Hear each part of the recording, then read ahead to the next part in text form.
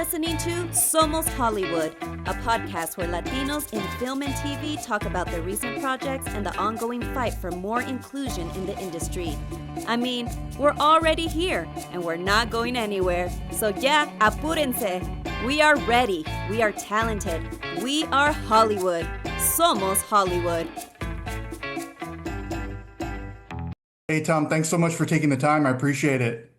Oh, my pleasure. Thanks for having me. Yeah, I'm right up the road from you. I'm in San Antonio. You might not be in Austin right now, but do you ever come south and hang out on the Riverwalk or go check out a Spurs game? I've come down for shows. I've always wanted to go to a Spurs game because it's so close, but I travel so much, I rarely make it out. But Yeah, I'd love yeah. to come actually. You've been in Austin since 21, right? What was the selling point for you to become a Texan?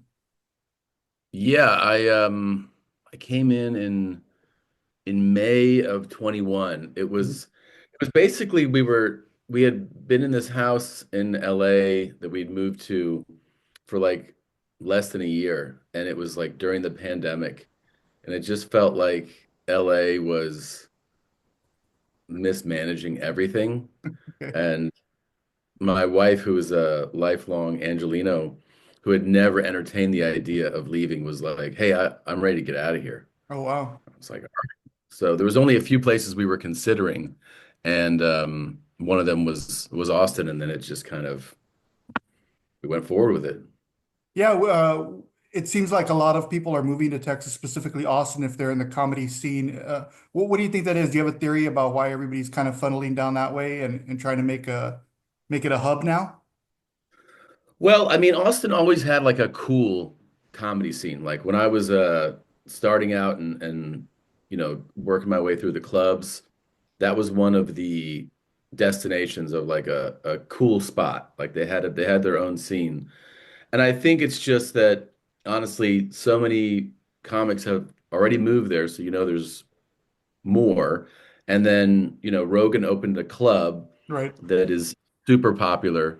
So that becomes like a draw too. I still think that New York and LA are great destinations for comics. But Austin is like a great place to develop now. Like especially if I were like a new comic, you think about like the landscape. It's certainly harder to crack the big stages of New York. Mm, There's that many more people there. So it's a great option for someone who's trying to get a lot of stage time, I think, is yeah, is go to Austin. that makes sense.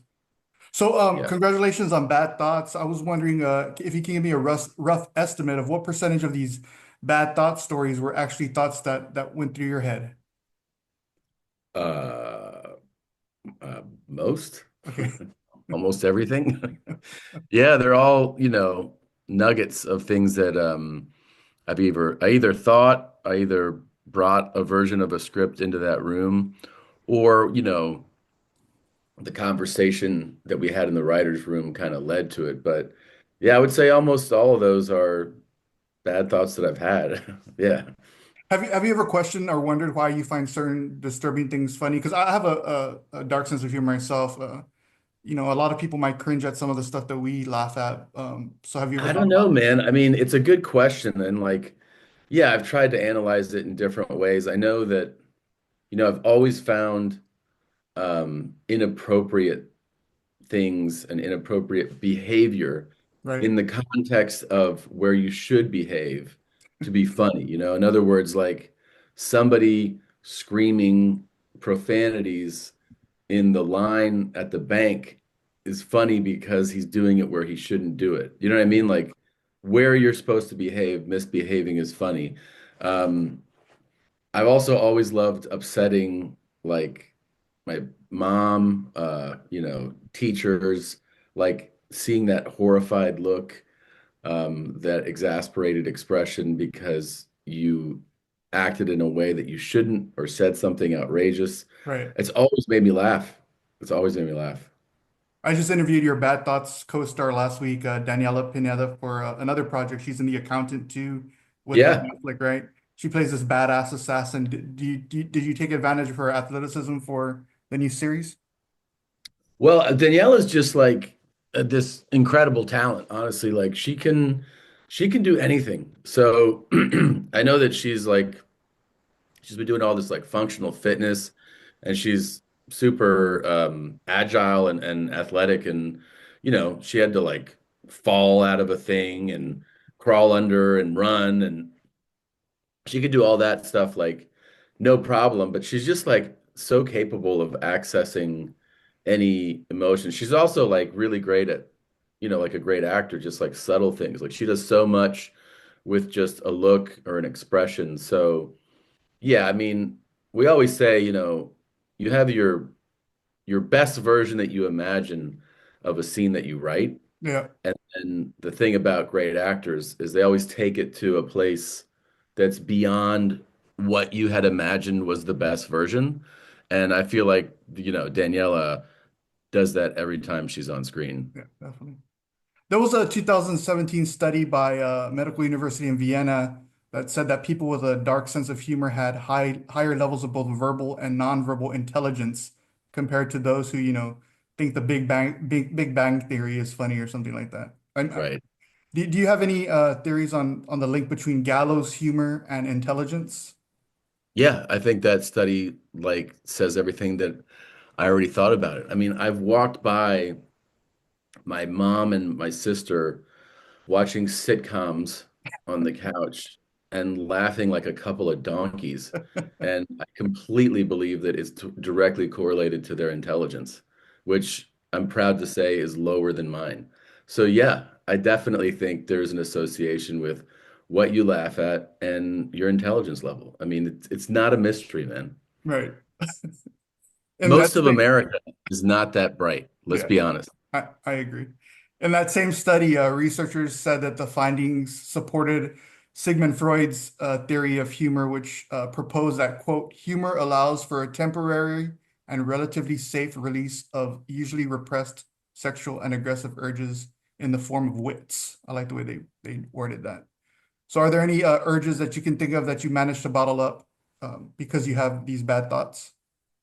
Oh my God, dude. Like, how X-rated are we going to go in this thing? Like, yeah, I have so much repressed everything, and I feel like comedy and like writing things and performing is like the healthy outlet, Right, right? Like you either have an unhealthy way to express these repressed thoughts and emotions and desires, or you have a way to channel them in a way that is, creativity, right? right, Like painter would paint a painting about it, and I think as a comedian, you say it on stage, or in the case of television and film, you just write it and perform the scene. But like, I mean, if you went through the series, like, there's some not so subtle sexual things that happen throughout, which is just, yeah, I think that's letting out those desires, whether it's like have a massive penis,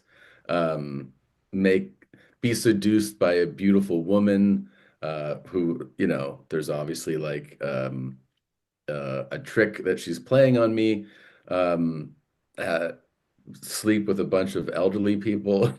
Like those are all, I right. mean, that's not one of my desires, but it's a funny way to channel that, I think, sexual energy. It's interesting because the year that that horror movie, The Human Centipede came out, I'm not sure if you're a fan of The Human Centipede, but Yeah, yeah, yeah. I interviewed the director, Tom Six, because I wanted to know how it was to be the creator of something so demented that people automatically think that you're just as sick in the head. Like, do you ever get that feeling that people think you might be a little off because of the things you say? I think it's just interesting that people just automatically, oh man, he's sick because he came up with that. It doesn't make Oh, sense. totally. Yeah. I mean, I've also heard that for so many years as just a stand-up, and I think with the show, I'm sure that's going to be multiplied. That people are like, "You're sick." The honest to God truth is that when somebody says that, I'm incredibly amused. Yeah, Uh, that they think that I'm, you know, sick and demented. My theory is that we all have, different bad thoughts and things that we think but don't say or let people know. I think it's just part of the human condition. And that the fact that some of us choose to put it out there in some creative form, it allows people the freedom to feel like, oh, here's a sick person. Right. But I think we're actually healthier than the person that just keeps all the thoughts inside. You Right. know, we're actually finding a way to share some of it. Is that how you think those rumors that you're a serial killer in Austin came from? And did you find that humorous? I do find it humorous. I mean, I talk about um, you know, murder stories and things like that in the news all the time. And I think some people who listen to like podcasts that I've done, they go, "Oh, this guy talks about this so much that it's because he's actually a killer." I mean, it's pretty funny. I guess it would be a great cover, like for an alibi, if the police were questioning me and I was like, "What are you talking about?" I talk about it because I'm so intrigued. But God, I could never be the guy that does this. You never Yeah, know. it's the plot of Basic Instinct, I think. Doesn't she write about her murders and then do it? I think you're right. I haven't seen Basic Instinct in a while, but God, Sharon Stone's still a babe. Yeah, that's true. If Christina ever thought you said something too offensive, would she tell you, or is your sense of humor and hers at this point in your relationship too locked in with one another to say anything? We, it's usually if one of us says something that is too far, which it does happen in our private life, Hmm. the other person just is incredibly amused by it. You Okay. know, like there's not really the thing of like, "Ah, you can't say that." Um, I mean, I guess with a few exceptions, there's been times when I've been like, "Yeah, can't believe you said that at dinner," and you know, and then she's like, but in that case, she's unaware, right? She's All like, right. what? And then I go, no, what you said was this, and it was interpreted this way. And she's like, oh my God. So it's not like the Right. intention of saying something, like it's like you didn't really think what you said. But for the most part, we've been saying increasingly awful things in front of each other and to one another for 20 years. So yeah, it's hard to get somebody to Right. really be thrown. Something we have in common is that we work with our wives. So our real wives are actually our work wives as well. So something I've noticed in the last year is that when my wife, she's taken upon herself not only to make sure that I'm doing the shit I'm supposed to be doing at home, but also what I'm supposed to be doing in the office, right? So before it was just like, don't forget to take out the trash, but now she's added, don't forget to submit your time card. Don't forget that we have a 3 o'clock meeting. Is that fading of the line between home life and work life something that you've experienced? I think that because of the type of work, like the meaning that I travel a lot, and when you travel, you're usually alone. For us, like going to the office is like one of these fun, like couple things that we do. Like doing your mom's house podcast, a lot of people, I guess, would know that it's not really thought, I don't really think of it as a job, even though it is a job. It's like it employs people, there's revenue. It's like it is work. It's probably like the most fun thing we do because we go into to that office and you get to be like truly silly, It's a really silly show. And so I find that really fun. I mean, yeah, sometimes you get so lost in the work stuff that we do though that it's like, oh yeah, it'd be nice to spend more time at home. I think that's the thing that I hear. It's like, hey, when are you coming actually to the house? And I'm taking the summer off, so that'll be That's fun to cool. be actually home for a while. That's awesome. I'm Mexican American. I know your mom is Peruvian. What part of your Latino culture do you resonate with the most? Well, I mean, I spent a lot of my childhood in Peru. Right. I would spend every summer there. So, yeah, it's just, I mean, it's part of my identity. I think everything from the language, like, I grew up in a Spanish speaking household. I love speaking Spanish. I love being around Latin people. It's a warm feeling for me, like to be part of that culture. I think it extends, to things like food. I'm a big foodie, and I love the food that I grew up with, and I'm always trying to find, um, Latin food whenever I can, music as well. So I don't know. To me, it's like I have a lot of pride as far as like being Peruvian, and I just love Latin America, honestly. Like, so even when I tour, I always try to add dates somewhere in Latin America, Mm, and that's just for me to be like in the environment because I miss it. Like, I realized that I used to spend extended periods of time. Like when I would go to Peru, I wouldn't go for like a week or two. I'd go for a few months, and so I don't have that ability anymore. So I just try to like go as often as I can. right. And even if it's like under the guise of I'm going to do work, it's really just to spend time there. Just as long as you're not going to visit a El Salvadorian prison or anything like that. Oh no, that would kind of suck. Yeah. Yeah. Well, just a couple more questions. Daniela and I talked about how casting directors say that she doesn't look quote unquote Mexican enough to play a Hmm. Mexican, which is wild to me. Of course, you're That's Peruvian. wild. What are the chances that you could get cast to play a Peruvian in Hollywood? It would be rough. I think the funny thing is if you are from one of these countries or you visit enough, you realize that, yeah, there's the quote look, the typical look that you associate with any one of these nationalities. But when you spend time in a country, you realize that there are people of every look that were born and raised there. You know what I mean? Just like you could see an Asian person who's like, I'm American, and you go, you don't look American. It's like, what are you talking about? I was born here and I live here. I've lived here my whole life. So like even in Peru, where people obviously like they picture a certain look, like I've met, redheads and black people and they're like, yeah, I was born and raised here. Like I'm Peruvian. So you know, I mean, I get what people are saying when they say that, but you also go, yeah, you're kind of like not familiar with how these countries are actually made up. Like they're made up of people of all looks. So I can tell you that you will see me playing a Latin person pretty soon who's There you go. Spanish speaking. And yeah, I I mean, I don't love know it. what people will say, but I'm doing it. I'll make this my last question, but with the rise in AI, do you consider comedians people who have job security, or is that gonna go away? Well, that's a good question. I think one of the things that you have to think about with AI is that we're still in its infancy. So Hmm. a lot of times people dismiss the what you're saying as like, yeah, it's not happening. It's like, yeah, we're in the 1.0 version of this. As it evolves and progresses, I imagine it's going to get much more sophisticated.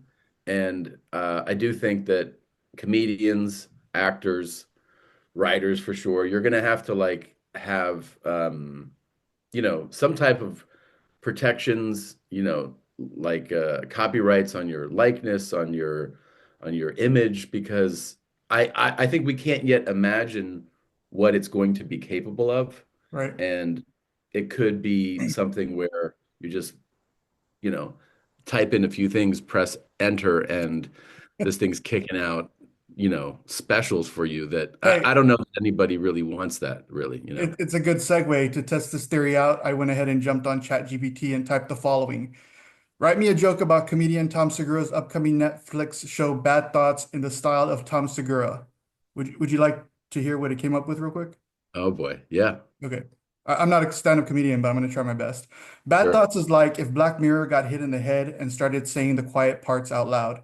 Each episode is a little story based on those moments where you think, what if I just threw this guy's phone out the window? Then the show does it and then sets the building on fire. It's not for everyone, mainly because not everyone's honest enough to admit they fantasized about pushing a mime into traffic.